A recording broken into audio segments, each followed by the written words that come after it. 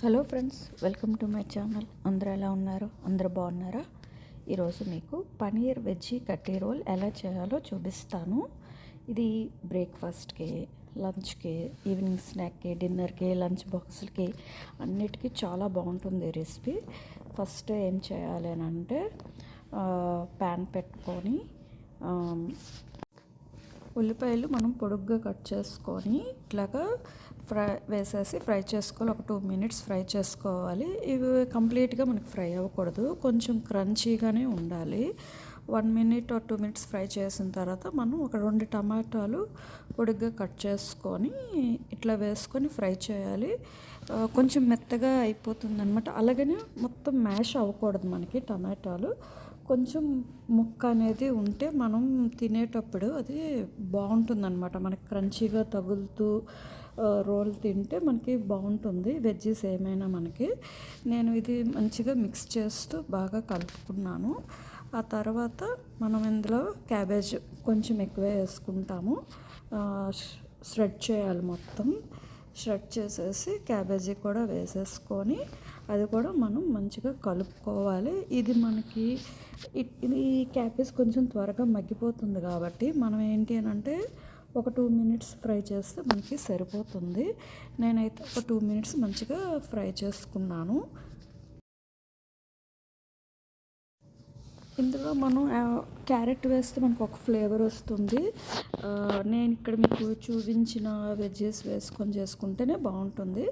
ఆ తర్వాత అందులో మనం తగినంత ఉప్పు, తగినంత కారము అండ్ కొంచెం గరం మసాలా కూడా వేసుకోవాలి. నేను కొంచెం గరం మసాలా వేసాను ఫ్లేవర్ వస్తుందని. ఆ తర్వాత ఇవి కూడా మంచిగా మనం మిక్స్ చేసుకోవాలి. ఈ కర్రీ అంతటికి ఈ మసాలా అంతా పడితే మనకి టేస్ట్ అనేది బాగుంటుంది.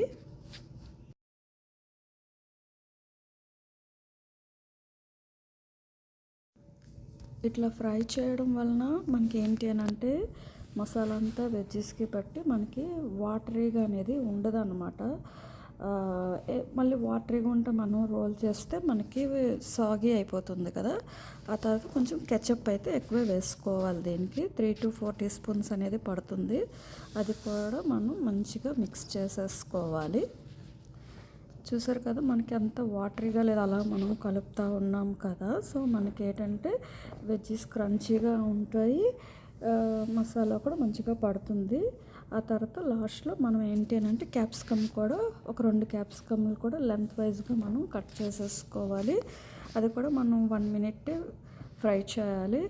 బేసిక్గా ఏంటంటే ఈ రెసిపీలో మన కర్రీలో వెజ్జెస్ అన్నీ కొంచెం క్రంచీగా ఉండాలన్నమాట. మీకు క్యాప్సికమ్లో రెడ్ వేసుకోవచ్చు, ఎల్లో, ఆరెంజ్ ఉంటాయి కదా, అవి వేయచ్చు.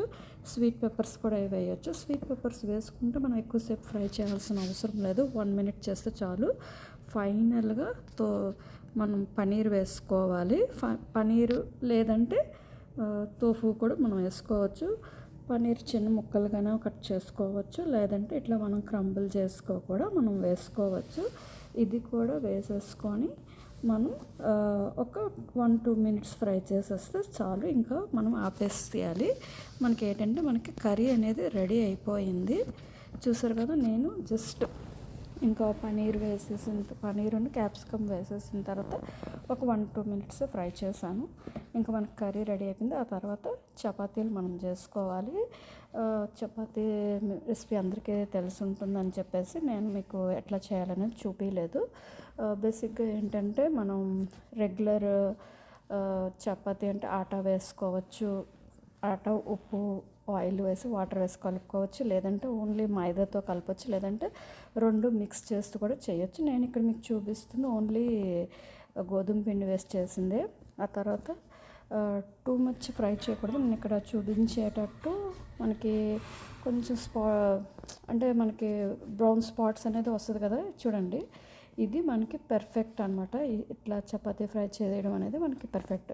అంటే కొంచెం కుక్గా మనం చేయకూడదు, అప్పుడు మనకి డైజెస్ట్ అవ్వదు కదా. ఆ తర్వాత మింట్ చట్నీ, మనకి రెగ్యులర్ మింట్ చట్నీ ఉంటుంది కదా, మనకి సమోసాలకి వాటికి దొరికేది. అది మింట్ చట్నీ మనం చేసేసుకొని అందులో పెరుగు కలుపుకోవాలి. పెరుగు కలుపుకుంటే మనకి మంచిగా డిప్ అనేది రెడీ అవుతుంది. అది ఏంటి అని అంటే ఇట్లాగ చపాతీకేమి మనం రోల్ అదే అప్లై చేసుకొని ఆ తర్వాత మనం కర్రీ చేసుకున్నాం కదా, ఇట్లా మధ్యన పెట్టేసుకోవాలి. చూడండి నేను కొంచెం మంచిగానే పెట్టుకున్నాను. ఆ తర్వాత మనం కొంచెం గట్టిగా రోల్ చేయాలి. మీకు రోల్ ఎలా చేయాలో కూడా నేను ఇప్పుడు మీకు చూపిస్తాను. చూడండి మొత్తం ఇట్లాగా ఫోల్డ్ చేసేది దగ్గరగా మనం ఫోల్డ్ చేసామనుకోండి, కర్రీ అనేది మనకు బయటికి రాకుండా మంచిగా ఉంటుంది. ఇప్పుడు ఫాయిల్లో పెట్టేసి ఇంకా మనకు లంచ్ బాక్సుల్లో తీసుకోవాలన్నా కూడా ఇట్లాగా పెట్టుకోవచ్చు. ఈ రెసిపీ నాకు మా ఫ్రెండ్ సమీరా చెప్పింది. సో సేమ్ తను ఎట్లా చెప్పిందో నేను అట్లా ఫాలో అయ్యాను. Thank you CC for the recipe. ఇంకా మీకు ఈ రెసిపీ నచ్చింది అనుకుంటున్నాను. నచ్చినట్టయితే నా ఛానల్కి లైక్, షేర్ అండ్ సబ్స్క్రైబ్ చేయండి.